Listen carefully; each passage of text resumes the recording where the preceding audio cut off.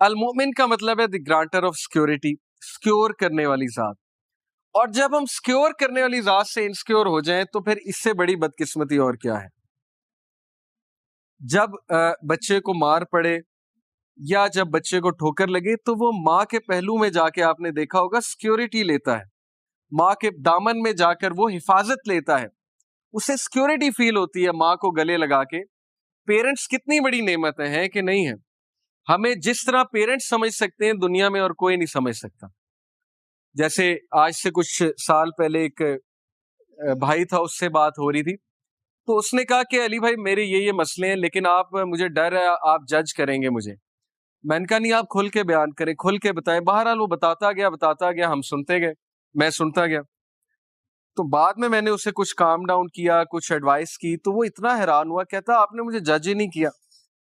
تو میں نے کہا سوچو میں مخلوق ہوں، اگر میں نے جج نہیں کیا تو اللہ تعالیٰ انفائنائٹ ٹائمز، یعنی تم اللہ سے ڈرتے ہو، اللہ سے بات شیئر کرتے ہوئے ڈرتے ہو.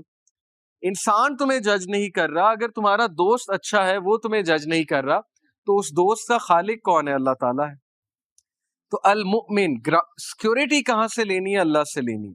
کس کے دامن میں جا کے آپ نے چھپنا ہے؟ اللہ کے دامن میں جا کے چھپنا ہے. اللہ کی حفاظت سب سے بڑی حفاظت ہے. اور پھر اللہ کا یہ ایٹریبیوٹ الوکیل. الوکیل کا مطلب وکالت کرنے والا نہیں ہے، الوکیل کا مطلب ہے ڈسپوزر آف افیئرز، افیئرز کو ڈسپوز کرنے والا. ہر چیز اس کی اجازت سے ہوتی ہے، خاص حکمت کے مطابق. اس کے پیچھے انفائنائٹ وزڈم ہے جو ہیومن بینگز انڈرسٹینڈ نہیں کر سکتے. ڈسپوزر آف افیئرز. جس بندے کا اللہ پہ یہ بلیف آ جائے کہ سارے کے سارے افیئرز اس کے کنٹرول میں ہیں، میرا کوئی کچھ نہیں بگاڑ سکتا، اگر اللہ اجازت دیں گے تو شاید کوئی تکلیف آ جائے، نہیں دیں گے تو پوری فوج میرے خلاف لڑنے آ جائے، میرا کچھ نہیں بگاڑ سکتا. خالد بن ولید کی مثال آپ کے سامنے ہے. صحابہ کہتے ہیں کہ وہ صف اول میں ہوتے تھے، اپنا گھوڑا دوڑا رہے ہوتے تھے اور وہ شخص شہید نہیں ہوا. لوگ جو ہے وہ جہاد پر دیکھیں نا اس دور میں ڈرتے تھے جانے سے کہ نہیں ہم تو شہید ہو جائیں گے، ہم تو مر جائیں گے، ہمیں کوئی تیر لگ گیا، کوئی تلوار سے زخم لگ گیا، ہم تو مر جائیں گے. خالد بن ولید فوت ہوئے. خالد بن ولید کہتے ہیں کہ میرے جسم میں ایک بھی جگہ نہیں جہاں سوارڈ کا نشان، زخم کا نشان نہیں ہے، لیکن دیکھو میں عام آدمی کی طرح مر رہا ہوں. Before his death, on his deathbed, he said کہ بتا دو سارے cowards کو, tell all the cowards of this world کہ اگر موت میدان جنگ میں ہوتی سب سے پہلے میں مرتا. یہ ہوتا ہے اللہ تعالیٰ پر بلیف کہ کوئی کچھ نہیں کر سکتا. لیکن اس کا یہ مطلب نہیں کہ آپ بے وقوفوں کی طرح اپنے آپ کو بالکل ہی مروا دیں. تیاری کر کے جائیں. خالد بن ولید تیاری کر کے جاتے تھے، یہ نہیں تھا کہ وہ بغیر تیاری کے، بغیر تلوار کے کود پڑتے تھے میدان میں.